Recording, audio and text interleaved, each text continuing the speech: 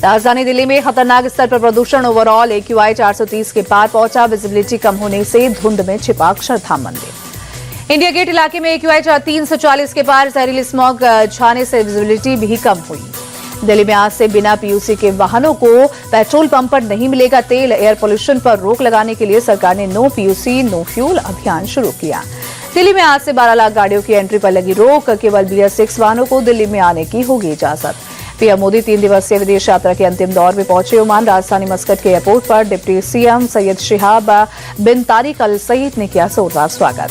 PM Modi के सम्मान में सुल्तान के भाई और डिप्टी PM सैयद शिहाब ने किया भोज का आयोजन। दोनों के बीच आपसी संबंधों पर चर्चा भी हुई। पीएम मोदी ने ओमान को बताया अटूट दोस्ती और गहरे ऐतिहासिक संबंधों की भूमि। कहा यह सहयोग के नए रास्ते तलाशने और साझेदारी को नई गति देने का मौका। पीएम मोदी का होटल में ओमान के कलाकारों ने ढोल नगाड़े से किया स्वागत। प्रधानमंत्री ने भारतीय समुदाय के लोगों से भी मुलाकात की। पीएम मोदी के स्वागत में भारतीयों ने पारंपरिक गीत और डांस किया पेश। तिरंगा कपड़ों में सजे बच्चों ने किया डांस। वंदे मातरम और भारत माता की जय के नारे लगे। पीएम मोदी आज ओमान के सुल्तान हैतम बिन तारिक से दोपहर 2 बजे अलग बराका पैलेस में करेंगे मुलाकात। रणनीतिक साझेदारी पर होगी चर्चा। लोकसभा में नए ग्रामीण रोजगार बिल श्री राम जी पर रात करीब 1:30 बजे तक चली चर्चा। 98 सांसदों ने चर्चा में लिया भाग।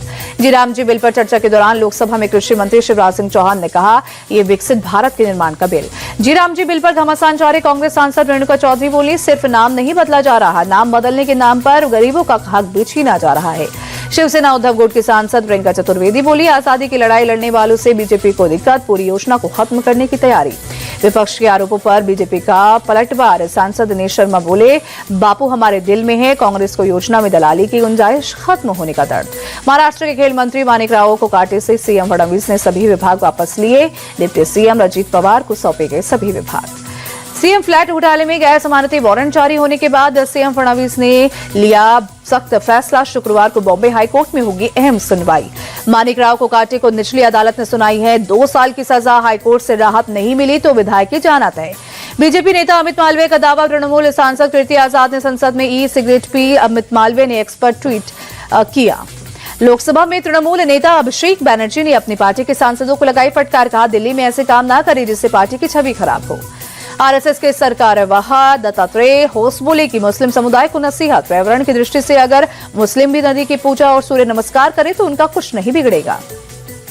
गोरखपुर के हिंदू सम्मेलन में होस बोले ने सऊदी अरब और रूस का दिया उदाहरण। कहा सऊदी अरब में मंदिर के लिए मुस्लिम भाइयों ने दी जमीन, रूस में चर्च ने मंदिर के लिए जगह दी। राजस्थान के हनुमानगढ़ में इथेनॉल फैक्ट्री को लेकर किसानों की महापंचायत। जिला प्रशासन के साथ किसानों की हुई बातचीत। किसानों ने फैक्ट्री का MOU रद्द करने और सभी केस वापस लेने की मांग रखी। किसानों ने अपनी मांगों को लेकर 20 दिन का दिया अल्टीमेटम। मांगे पूरी नहीं होने पर 7 जनवरी को फिर महापंचायत का ऐलान किया।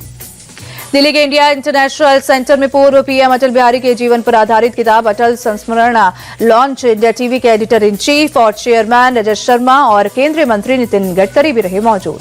अशोक टंडन की लिखी किताब के विमोचन के मौके पर रजत जी ने पूर्व PM अटल बिहारी से जुड़े कई किस्सों का किया जिक्र।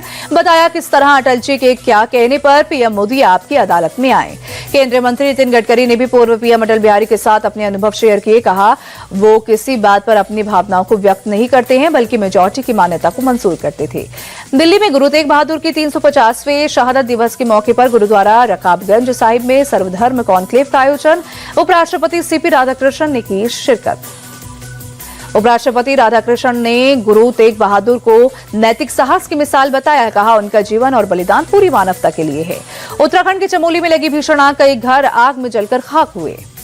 कानपुर में लगातार चलाए जा रहे अवैध घुसपैठियों की जांच अभियान। शहर के कई इलाकों में पुलिस की टीम ने लोगों के दस्तावेज की जांच की। यूपी के सीतापुर में अवैध अतिक्रमण के खिलाफ प्रशासन की कार्रवाई। लहरपुर सीतापुर रोड पर तालाब की जमीन पर बनी दुकानों पर चला बुलडोजर। मुरैना में भी अवैध निर्माण के खिलाफ बुलडोजर एक्शन। SDM के नेतृत्व में करनैलगंज मंडी को अतिक्रमण मुक्त कराया गया। यूपी के जौनपुर में गौ तस्करों से पुलिस की मुठभेड़, 1 को लगी गोली, 2 बदमाश गिरफ्तार, 1 तमंचा, कारतूस और नकदी बरामद। दोनों बदमाशों पर दर्ज है कई आपराधिक केस। गाजियाबाद में एक किराएदार दंपति ने की मकान मालकिन की हत्या, शव के टुकड़े कर बेड में छिपाया। पुलिस ने आरोपियों को हिरासत में लेकर शुरू की जांच। किराया मांगने आई थी मकान मालकिन। गाजियाबाद के राजनगर एक्सटेंशन की औरा चिमेरा सोसाइटी की घटना। यूपी के गोरखपुर में शीतलहर का प्रकोप, ठंड से बचने के लिए अलाव का सहारा ले रहे लोग। कोहरे के चलते विजिबिलिटी भी कम हुई। आगरा में सर्दी का सितम जारी, शहर में छाया घना कोहरा, विजिबिलिटी भी बेहद कम हुई।